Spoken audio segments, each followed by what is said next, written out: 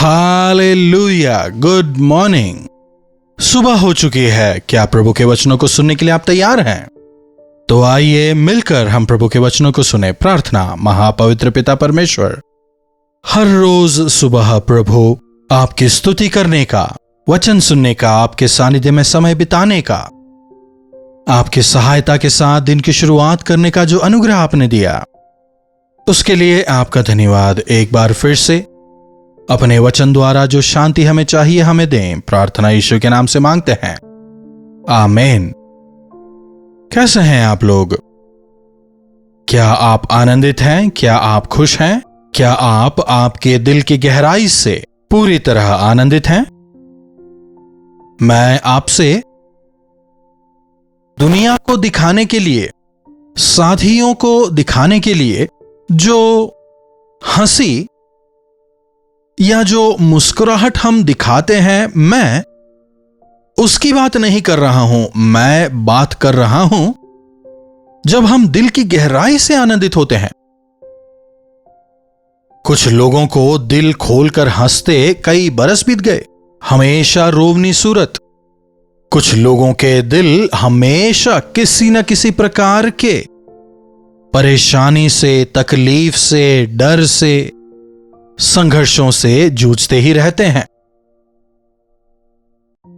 वचन हमें बताता है प्रभु में आनंदित रहो। मैं फिर कहता हूं, प्रभु में आनंदित रहो, पौलुस कहता है। लेकिन हम आनंदित नहीं रह पा रहे। इंसान कब आनंदित हो सकता है? जब उसके हृदय की वेदना खत्म हो, तभी तो ना। जब हमारी प्रार्थनाओं का जवाब मिलता है, तभी तो ना। जब हमारी पीड़ा खत्म होगी, तभी तो ना। कई लोग अपने जीवनों में किसी न किसी प्रकार की परेशानी से जूझते रहते हैं। एक वचन देखिएगा, नीति वचन की पुस्तक, उसके 15वें अध्याय की 13वीं आयत। मन आनंदित होने से मुख पर भी प्रसन्नता छा जाती है, परंतु मन के दुख से आत्मा निराश होती है। मन के दुख जिसे ना हम किसी को बता सकते हैं, ना ही कोई उसे खत्म कर सकता है। केवल एक दिन नहीं, केवल एक ही विषय नहीं। अगर आप किसी को देखें जो लगातार निराश ही रहते हैं, जो धीरे धीरे करके बलहीन होते जा रहे हैं, जब भी आप उन्हें देखें वे अकेले रहना चाहते हैं, आइसोलेटेड रहते हैं। किसी के सामने वे नहीं जाना चाहते, बुझे बुझे रहते हैं, ज्यादा बातचीत नहीं करते, इंसानों का, परिस्थितियों का सामना वे नहीं करना चाहते।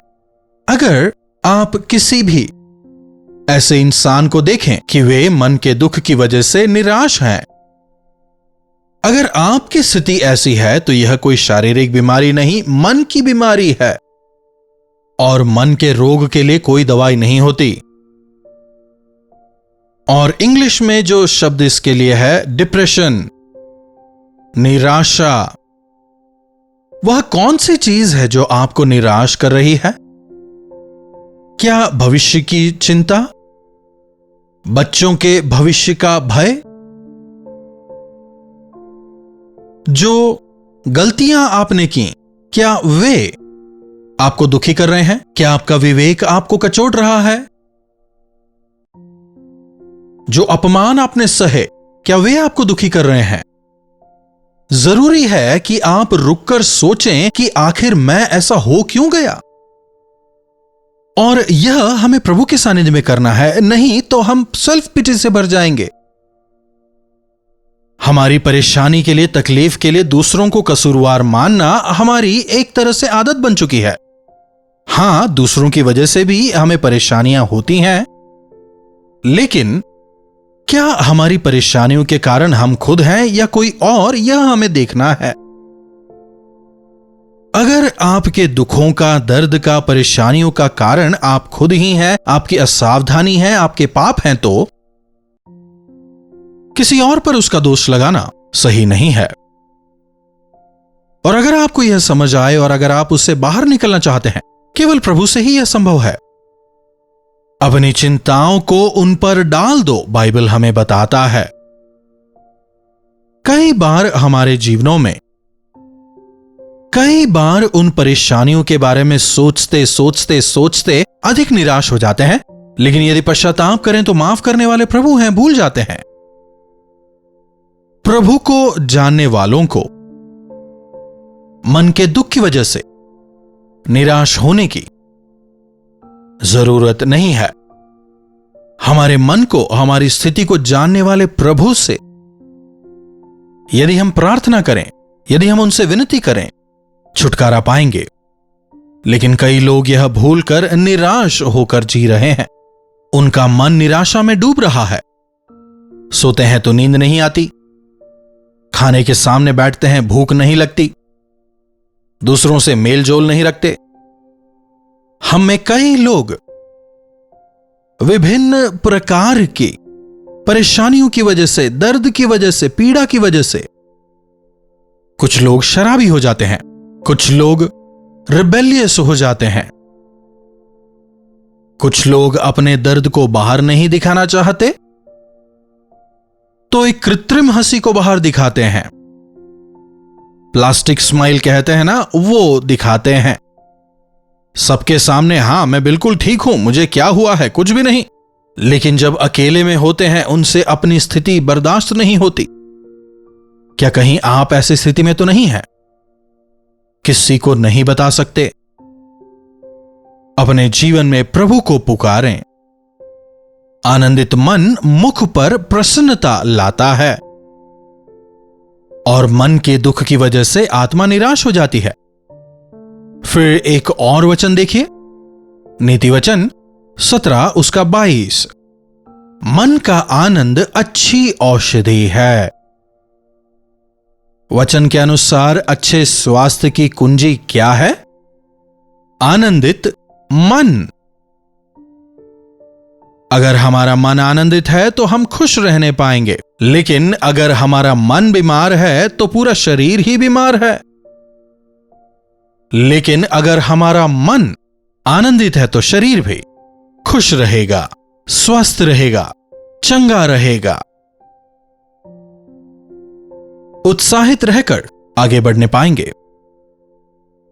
लेकिन आज लोगों की परिस्थिति क्या है? दुखी मन हड्डियों को सुखा देती है।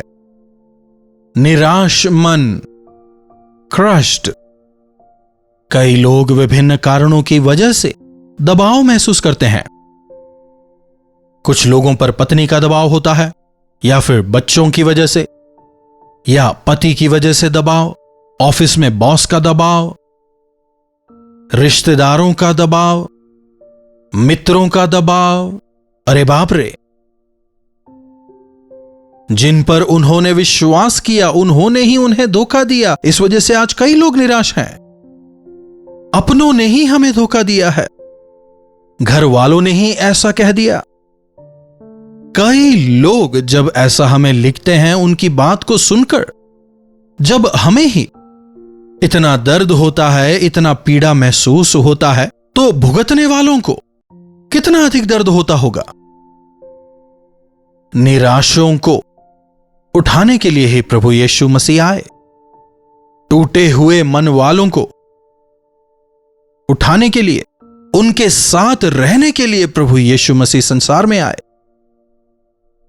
हमेशा याद रखें, जब आप दुखी हैं, जब आप निराश हैं, जब आप हताश हैं, जब आप पूरी तरह टूट चुके हैं, ऐसी स्थिति में कोई भी इंसान आपकी मदद नहीं कर सकता। लेकिन आपके मन को चंगा करने वाले प्रभु यीशु हैं। मैं तुम्हारा चंगा करने वाला परमेश्वर हूं। जब प्रभु कहते हैं, कई लोगों को लगता है कि वे केवल बाहरी बीमारियों को चंगा करते हैं। विभिन्न प्रकार की शारीरिक बीमारियों को, कमजोरियों को उन्होंने चंगा किया। There is no doubt about it.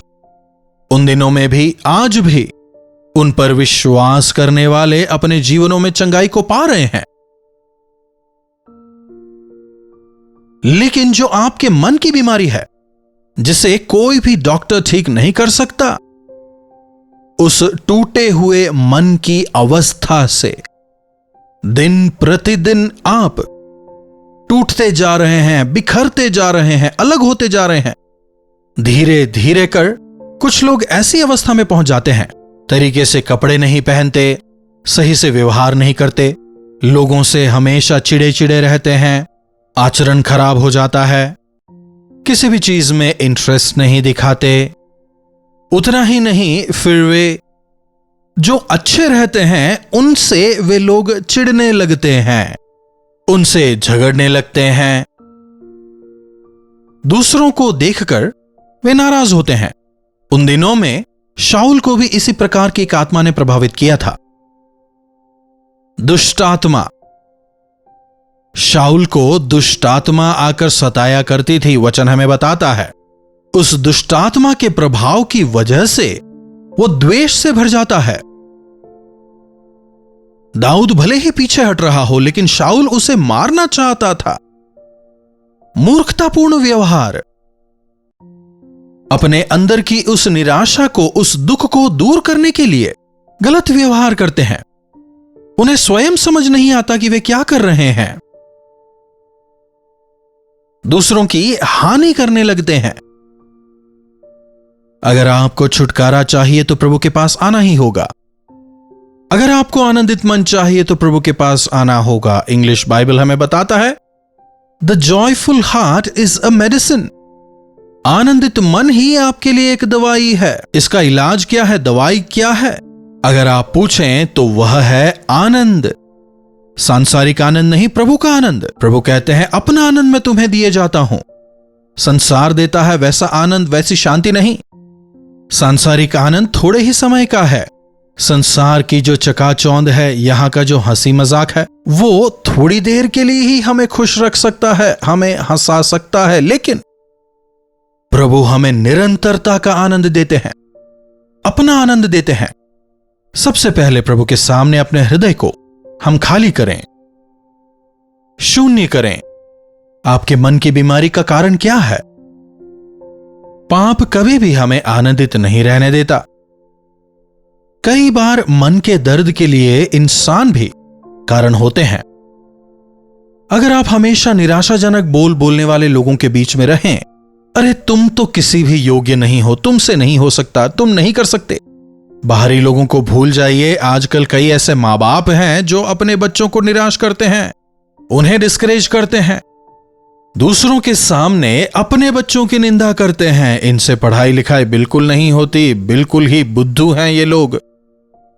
बच्चों की मानसिक अवस्था सोच के देखिए। कभी भी दूसरों के सामने अपने बच्चों का अपमान ना करें। प्रभु कहते हैं तुम्हारे मुंह से हमेशा सुलाभ की ही बातें निकलें, अयोग्य बात ना बोलें। अगर आप अच्छे मीठे लाभदायक बोल बोलें तो क्या इसमें आपका कोई खर्चा है? हमेशा अगर आप दूसरों को अपशब्द ही कहेंगे, उनकी बुराई ही करेंगे तो उसका क्या लाभ बताइए? अपनी जबान को लाभकारी बातों के लिए आप इस्तेमाल करें। नेगेटिव लोगों के पास आप जाएं ना। जब लोग आपकी बुराई करते हैं तो उन बुराइयों को आपको सुनना ही क्यों है? सोशल मीडिया में कई बार लोग नेगेटिव कमेंट्स करते हैं और जब मैंने उसे देखा मेरा मन दुखी हो गया, कहते हैं। लोग मेरे बारे में नहीं जानते हैं, कहते हैं। उन्होंने मेरा अपमान किया, कहते हैं। मैंने कभी उनका बुरा नहीं चाहा, कहते हैं। तो फिर व्हाई डू यू वरी? अगर प्रभु के सामने आपका हृदय ठीक है तो सब कुछ ठीक है। यदि हम दूसरों की हर एक बात पर प्रतिक्रिया देंगे तो इस संसार में जी ही नहीं पाएंगे। लोग तो बोलेंगे ही, लेकिन हमें उनकी ओर कान नहीं लगाना। लोग तो कुछ भी कहते रहेंगे, लेकिन आप क्या हैं यह आपको पता है। प्रभु के सामने आप अपने आप को ठीक करने, वचन रूपी दर्पण में अपने आप को देखें और परखें। अपनी कमी घटियों को, दुखों को प्रभु के सामने रखें। जब लोग हन्ना का अपमान करते थे, जब उसे चिढ़ा चिढ़ा कर तू बांझ है, तू बांझ है, तेरे बच्चे नहीं हो सकते, तेरे बच्चे नहीं हैं, जब ऐसा कहते थे, उनके कटाक्षों को सुनकर वो रोया करती थी। लेकिन एक दिन वो निर्णय लेती है कि मैं परमेश्वर के आराधनालय जाऊंगी और अपने दर्द को प्रभु के सामने रखूंगी। आराधनालय जाती है, अपने मन के दर्द को, अपनी वेदना को प्रभु के सामने रखती है। जब अपने दर्द को वो प्रभु के सामने रखती है तुरंत उसे उत्तर मिलता है। अपने दास के द्वारा परमेश्वर उसे वायदा देते हैं, अगले साल इस समय तेरे हाथ में बच्चा होगा। आज आपकी स्थिति क्या है? आपके दर्द को कोई भी इंसान ठीक नहीं कर सकता, लेकिन प्रभु से कहें, वे उसे मिटाएंगे। आइए मिलकर हम प्रभु के सामने अपने हृदय को खोलें। आज आपके दर्द का कारण क्या है? किस चीज की वजह से आज आप आंसू बहा रहे हैं? क्या अपनों ने ही, जिन पर आपने विश्वास किया, उन्होंने आपको धोखा दिया है?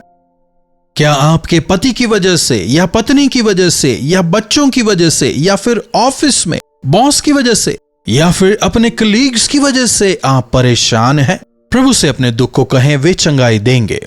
प्रार्थना। महापवित्र परमेश्वर, प्रभु आज इस समय जो कोई भी इन वचनों को सुन रहा है, उनके जीवनों में आप कार्य करें। किस प्रकार की वेदना से, पीड़ा से वे होकर गुजर रहे हैं, प्रभु आप जानते हैं। अपने दर्द को, अपने कष्ट को कहीं भी जाकर किसी से भी ना बताने की स्थिति में वे आज हैं, जिसकी वजह से वे आज हताश होकर, निराश होकर जीवन बिता रहे हैं।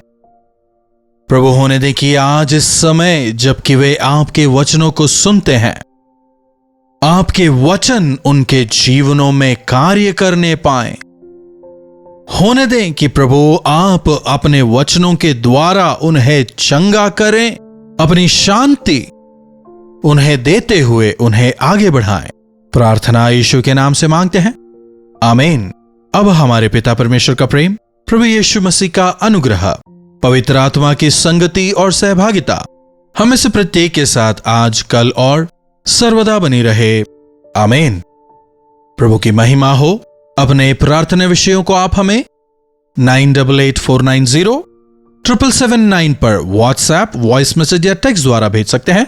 हमें आपसे सुनकर, आपके बारे में जानकर, आपके साथ मिलकर आपके लिए प्रार्थना करने में काफी प्रसन्नता होगी। आप भी प्रार्थना करें, प्रभु यकीनन चमत्कार करेंगे।